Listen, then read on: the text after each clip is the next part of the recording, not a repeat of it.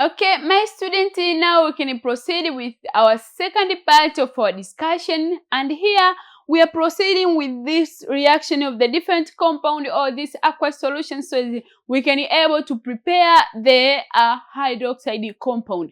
So here we have the reaction between zinc nitrate solution react with the enough dilute sodium hydroxide to form a white precipitate of zinc hydroxide. Remember here we are talking about all the elements which will be below, which are below the hydrogen in the periodic, in the reactivity series. Kwa hiyo utakuja kuona kwamba here we can talk about zinc.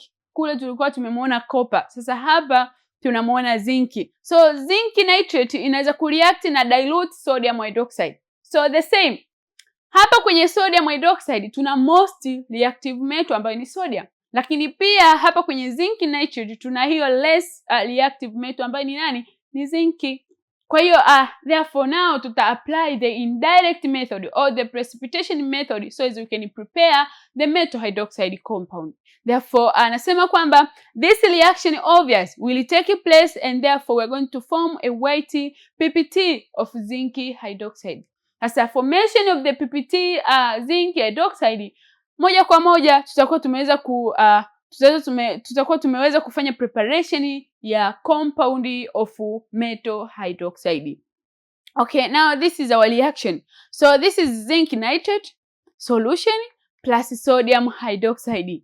Sasa hapa utakuja kuona kwamba zinc nitrate solution maana kwamba we expect to have the zinc ions, but also we expect to have this nitrate ion, but also kwenye sodium hydroxide maana yake kwamba tunategemea kuwa na sodium ion, but also tunategemea kuwa na OH ion. Therefore the reaction will take place kwa sababu tuna most reactive na less reactive metal. Kwa hiyo kutakuwa na replacement. Kutakuwa na replacement. Kwa hiyo zinc atareact na OH group. Zinc atareact na OH group, and therefore we are going to form this metal hydroxide compound which is zinc hydroxide. Zinc hydroxide, but also we are going to form this solution known as sodium nitrate solution, the aqueous solution. So as you see here, this is the reaction which showed those ions, our consideration ions, kwa sababu our main target is to prepare the what? The compound of metal hydroxide. Sasa tunapokuja kuangalia ions ambazo zita react ili kuweza kupata hiyo metal hydroxide, we are considering the zinc ion plus OH ion. As you see here in the second reaction, zinc ana react na OH, then his ions zinaenda kutengeneza this compound of metal hydroxide ambayo ni zinc hydroxide. So my students, this is how we can prepare the metal hydroxide compound kwa kutumia indirect method or precipitation method. Okay, another is anasema if excess sodium hydroxide is used.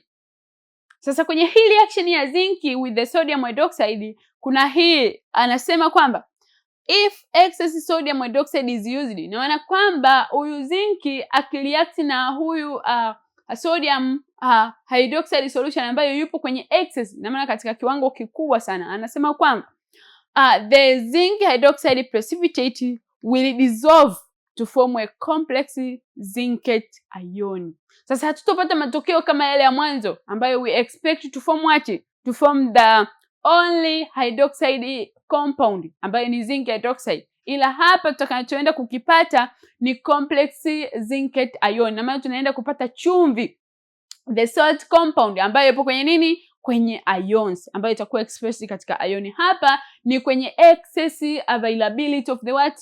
Of the sodium hydroxide. Sasa as you see here in the reaction, kule tuliona kwamba yule zinc ion atareact na OH ion kwenda kutupelekea the zinc hydroxide solution or compound. Lakini hapa tunaenda kupata matokeo tofauti. Kwa sababu gani? Kwa sababu ya excess sodium hydroxide solution. Ina maana ipo kwa kiwango kikubwa sana. Kwa hiyo kitaenda kuaffect the product. Therefore we are going to form the PPT, but the PPT will be complex zincate ion. Complex zincate ion. So this is zinc hydroxide, this is OH. Kumbuka hapa tayari tumechukua moja kwa moja tu zile ion. Unaweza ukaandika yote, sodium hydroxide ni excess, lakini unaweza ukafanya consideration ya zile ions ambazo zinaenda kutupelekea kupata the intended product. For instance here we are going to form the complex zincate ions as you see here. This is what known as the complex zincate ion. Okay, now my student, you can see about the iron 2 sulfate. Kumbuka bado tunaangalia zile elementi ambazo zipo chini ya hydrogen kwenye reactivity series. Only elements which are below hydrogen in the reactivity series. So we can talk about the iron 2 sulfate. The iron 2 sulfate. Sasa huyu iron 2 sulfate anasema kwamba this is a solution which react with the dilute potassium hydroxide to form iron 3 hydroxide precipitate and potassium sulfate solution. Remember, our target is to prepare the compound of metal hydroxide. Preparation of the metal hydroxide compound, but we are under the method which is known as precipitation method.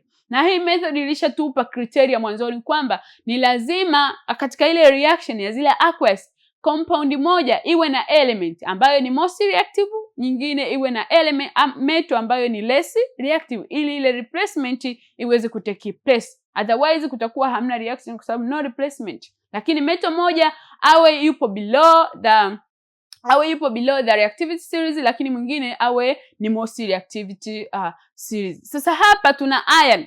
Sasa iron na sodium, actually the sodium is the most reactive atom or element. Sasa utaona kwamba we have this iron 2 sulfate. The iron 2 sulfate ina react na potassium hydroxide. Sasa potassium is the very very most reactive element in the reactivity series. Kwa hiyo utaona kwamba here this reaction we expect to form the precipitate of the iron 2 hydroxide. Kwa hiyo utapata huyu iron 2 hydroxide, but also we are going to form the potassium sulfate here solution, the potassium sulfate solution. So when we consider the issue of the ions, you can write your equation in this way. Sasa hapa umepewa option zote mbili. Kama wewe labda umekutana na hili swali kwenye mtihani na umeambiwa reaction ni lazima, so you can write this above one, the first reaction or the second reaction, whatever, kwa sababu yote hapo sawa. Ila hapa tu ameonyesha katika expression ya nini, ya zile ions ambazo zina take part ili kuweza kutupelekea formation ya compound of hydroxide, the compounds of hydroxide ambayo ni hii hapa iron 2 hydroxide compound, iron 2 hydroxide compound. So now anasema similarly iron 3 chloride. Hapo tulikuwa tunaangalia na iron 2 sulfate. Sasa anasema similarly iron 3 chloride solution react with the dilute sodium hydroxide to form the reddish brown precipitate of the iron 3 hydroxide. Na maana hapa pale tulikuwa tunapata iron 2 hydroxide, lakini hapa tunaenda kupata iron 3 hydroxide, but the same. Ina maana tunaangalia zile compound of what, metal hydroxide. Kwa hiyo iron 3 hydroxide na iron 2 hydroxide hamna utofauti. Tofauti tu ni kwamba hii ni iron 3 lakini ile ni iron 2.